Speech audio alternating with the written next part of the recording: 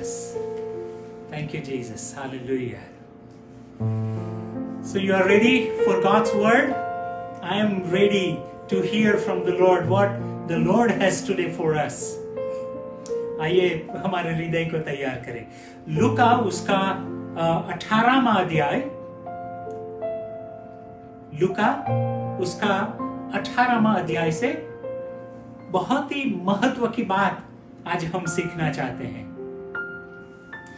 प्रभु यीशु ने जब उनका पुनरुत्थान हुआ तब अपने चेलों को कहा कि मैं शीघ्र ही वापस आने वाला हूं, मैं बहुत जल्दी वापस आने वाला हूं। तो Lord Jesus said to his disciples just after his resurrection and before his ascension that I am coming back soon, very soon। और सोचिए, ये प्रभु ने वापस आने का जो वायदा है वो कब किया था? 2000 साल पहले किया था। तो उसका मतलब प्रभु ने जो वायदा किया उससे तो 2000 साल कम हो गए हैं। कहने की बात है कि प्रभु का आना बहुत ही जल्दी है, बहुत ही जल्दी है। ये अंत समय में आप और मैं जी रहे हैं। प्यारे लोग, क्या पता है कि प्रभु की मर्जी क्या है ये अंत के समय में? उसके चेलों के लिए, उसके विश्वासियों के लिए प्रभु क्या चाहते हैं कि हमारा जीवन कैसा हो? अंत के समय में चेलों का जीवन कैसा हो, प्रभु क्या चाहते हैं? लूका उसका 18वां जो अध्याय है उससे हम यह आज सीखना चाहते हैं कि what is the Lord's desire for us as a believers, as a disciple of Jesus, how should we live during these end times? प्रभु यीशु ने पहले पद से एक बहुत ही अच्छी कहानी बताई, एक दृष्टांत प्रभु ने दिया और वहां पर लिखा है, फिर उसने इसके विषय में कि नित्य प्रार्थना करना और हियाव न छोड़ना चाहिए, उनसे ये दृष्टांत कहा। ये दृष्टांत प्रभु ने दिया है। और फिर दूसरे पद में ये लिखा है कि किसी नगर में एक न्यायाधीश रहता था। किसी एक नगर में एक न्यायाधीश रहता था जो न परमेश्वर से डरता था और न ही वो किसी मनुष्य की परवाह करता था। दो बात ये न्यायाधीश के बारे में प्रभु यीशु अपने दृष्टांत में बताते हैं कि ये जो न्यायाधीश था न ही वो परमेश्वर से डरता था और न ही वो किसी मनुष्य की परवाह करता था। ऐसा न्यायाधीश कौन चाहेगा?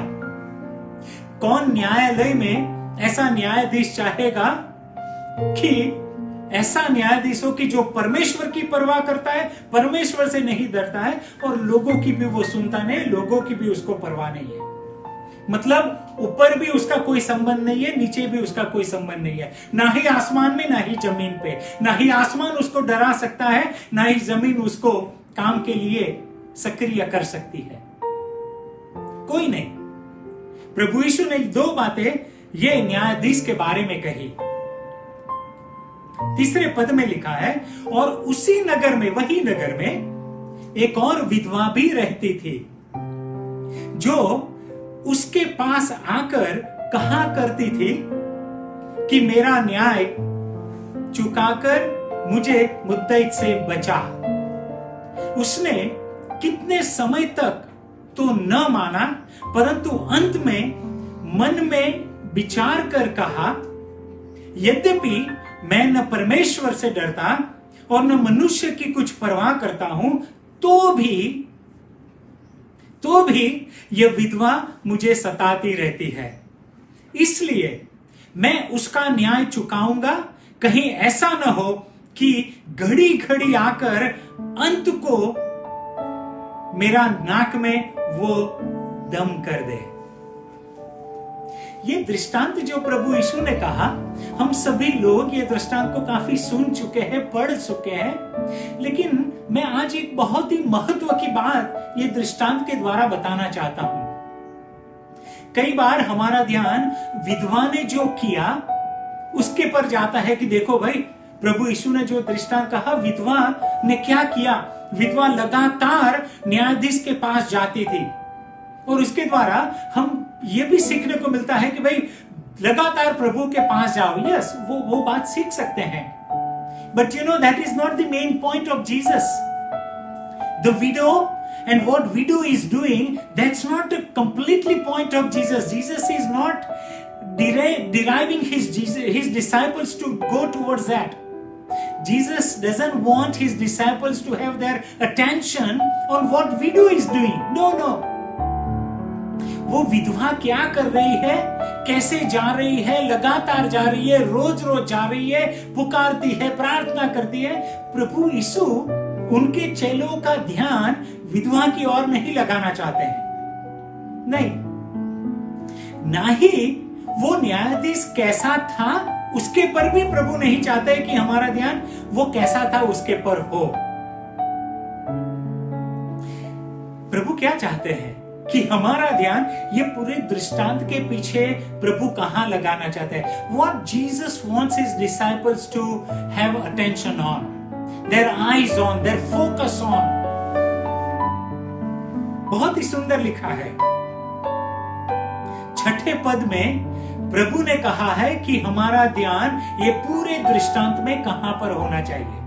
6ठे पद में प्रभु लिखा है, प्रभु ने कहा, देखिए अभी तक तो प्रभु दृष्टांत बोल रहे हैं, लेकिन अभी प्रभु अपने चेलों के साथ वो दृष्टांत के द्वारा बात कर रहे हैं। क्या बात कर रहे हैं? देखिए प्रभु ने कहा, सुनो, listen. Jesus said to his disciples, listen, now I am coming to the main point. That's what Jesus meant. That guys, the parable is over, but now give your ears to what I am going to say. The important point of this whole parable. पूरा parable जो है, दृष्टांत है, उसका जो मूल बात है, प्रभु अपने चेलों को अभी बोल रहे हैं कि सुनो, अभी तक तो दृष्टांत आपने सुना, लेकिन अभी मैं जो बोलने जा रहा हूं, प्रभु कहते हैं उस पे ध्यान दो, उस पे गौर करो। क्यों? क्योंकि ये बात मैं आप लोगों को दृष्टांत से ही सिखाना चाहता हूं। प्रभु ये बोल रहे हैं कि सुनो और सीखो। क्या सिखाना चाहते हैं प्रभु? कहते हैं सुनो। और फिर प्रभु ने कहा कि चेले लोगों का ध्यान कहां होना चाहिए? ना ही विधवा के ऊपर, ना ही न्यायाधीश कैसे जीवन बिता रहा है उसके ऊपर, लेकिन किसके ऊपर? प्रभु ने कहा सुनो कि यह अधर्मी न्यायाधीश क्या कहता है। See, Jesus wants his disciples to bring their focus on what widow is doing or widow is, or the judge is doing. No, not what judge is doing, not what the widow is doing. नहीं, विधवा क्या करती है, न्यायाधीश क्या करता है, उसके पर प्रभु यीशु चेले लोगों का ध्यान बढ़ाना नहीं चाहते हैं। वो तो ऐसा कहते हैं, सुनो ये अधर्मी। प्रभु ने अभी बता दिया कि ये जो न्यायाधीश है वो अधर्मी है, और ये अधर्मी न्यायाधीश क्या कहता है उसके पर गौर करो। कहता है, नहीं वो करता है उसके पर नहीं, क्या करता है नहीं, क्या कहता है उसके पर ध्यान दो। बहुत ही सुंदर, बहुत ही ये रहस्यमय बात है। प्रभु चाहते हैं कि उसके चेले न्यायाधीश क्या कहता है उस पे ध्यान दे, क्योंकि वो न्यायाधीश ने बहुत महत्व की बात की, इसीलिए तो प्रभु कहते हैं कि उस पे ध्यान दो। सो क्या परमेश्वर जो चेला है, जो माफ कीजिए, जो न्यायाधीश है वो क्या कहता है उस पे ध्यान दो। और न्यायाधीश ने क्या कहा आगे? न्यायाधीश ने ये कहा कि ना ही मैं परमेश्वर से डरता हूं, ना ही कोई मनुष्य की परवाह करता हूं। दो बातें उसने कही न्यायाधीश ने। प्रभु कहते हैं उसकी बात पे गौर करो, वो क्या कहता है। न्यायाधीश का कहना यह है कि मैं न्याय करूं, उसके लिए मुझे परमेश्वर के साथ संबंध की जरूरत है, यदि मैं न्याय करना चाहता हूं तो। लेकिन वो बोलता है मेरा उसके साथ कोई संबंध नहीं है, मैं उससे ना ही डरता हूं। तो मैं उससे डरता नहीं हूं, तो मैं न्याय भी ठीक से नहीं करूंगा। क्यों? मैं डरता ही नहीं उससे, उसके दंड से मैं डरता नहीं हूं, तो फिर न्याय मैं ठीक से करूंगा नहीं। तो न्यायाधीश ये बोलता है, ये कहता है कि मैं उससे डरता नहीं हूं, इसलिए मैं किसी का काम नहीं करता। ये तो ऐसा हुआ, आप किसी से काम की बात करते हो तो परमेश्वर की दुहाई दे सकते हो कि परमेश्वर के नाम से बोलता हूं, आप थोड़ा ये काम कर दो। जैसे विधवा बोल सकती है कि भाई परमेश्वर का नाम देती हूं, मेरा काम कर दो।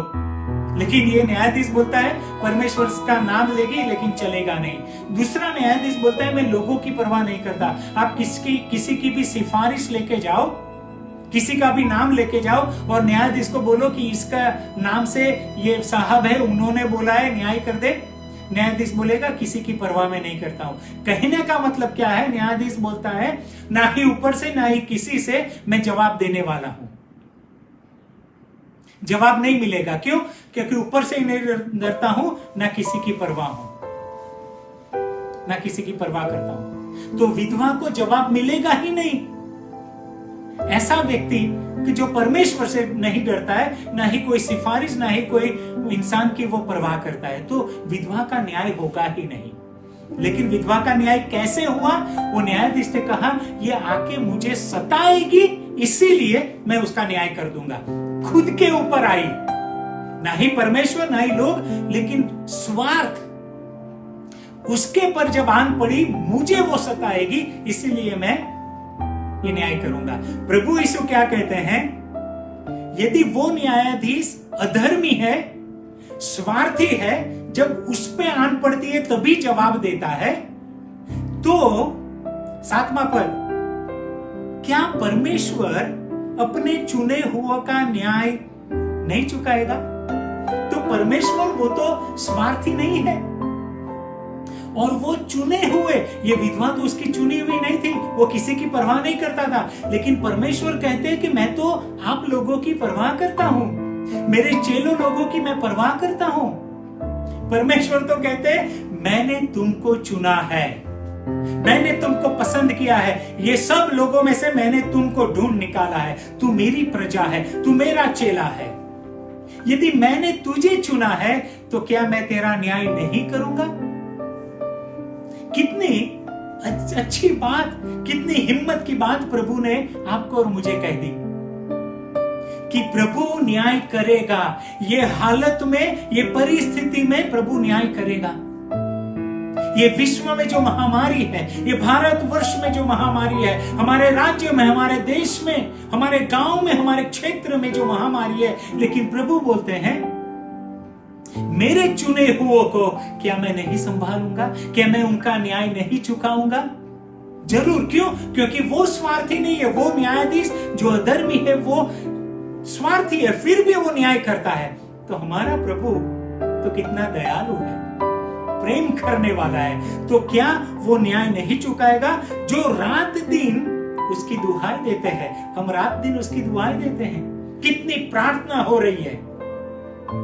कलेशिया आज प्रभु के सामने झुक गई है, तो प्रभु बोलते हैं रात दिन मेरे चुने हुए लोग यदि दुहाई देते हैं तो क्या मैं नहीं सुनूंगा? प्रभु आज ये कहना चाहते हैं प्यारो, आपके घर में चंगाई आएगी, आपके घर में वो संबंध आएगा, आपके घर में आशीष आएगी, आपके घर में माफी आएगी, आपके घर में उद्धार आएगा। प्रभु कहते हैं मैं क्या नहीं सुनूंगा?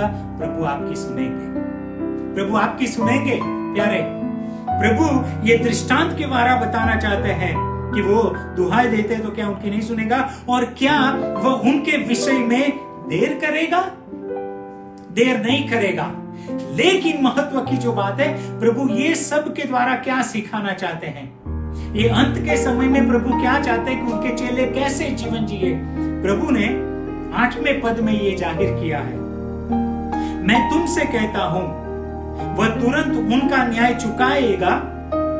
तो भी अभी महत्व की बात आती है, मनुष्य का पुत्र जब आएगा, प्रभु जब आएंगे तो क्या पृथ्वी पर विश्वास पाएगा? विश्वास की बात लाकर प्रभु ने छोड़ दी कि भाई प्रभु तो तैयार है, चुने हुए लोग जब दुहाई देते हैं रात और दिन, प्रभु विलंब नहीं करेगा, प्रभु न्याय करेगा, प्रभु जवाब देगा, प्रभु चंगाई देगा, प्रभु आशीष देगा, प्रभु माफी देगा। लेकिन प्रभु चाहते हैं कि मेरे चेले में क्या विश्वास है। ये महामारी फैली हुई है पूरे विश्व में, देश में, हमारे क्षेत्र में। प्रभु चाहते हैं कि चेले हम लोग विश्वास करें। कैसा विश्वास? ऐसा विश्वास कि मेरा प्रभु अपने सिंहासन पे अभी भी बैठा हुआ है, सब उसके वश में है। जो भी हो रहा है मेरा प्रभु अपने हाथ में रख के हुए बैठा है, मुझे कोई डर नहीं है। मेरा प्रभु मेरे साथ है। क्या वो नहीं सुनेगा? वो सुनेगा। क्या वो जवाब नहीं देगा? देगा। क्या वो मददगार नहीं है? वो मददगार है। अधर्मी यदि न्यायाधीश ऐसा करता है तो ये धर्मी न्यायाधीश आपका और मेरा पिता, क्या वो नहीं करेगा? करेगा। प्यारे लोग, प्रभु ये चाहते हैं कि हम विश्वास से उसके साथ आए। विश्वास के बगैर उसको प्रसन्न करना वो मुमकिन नहीं है। प्रभु चाहते हैं आप और मैं उसके पर विश्वास करें।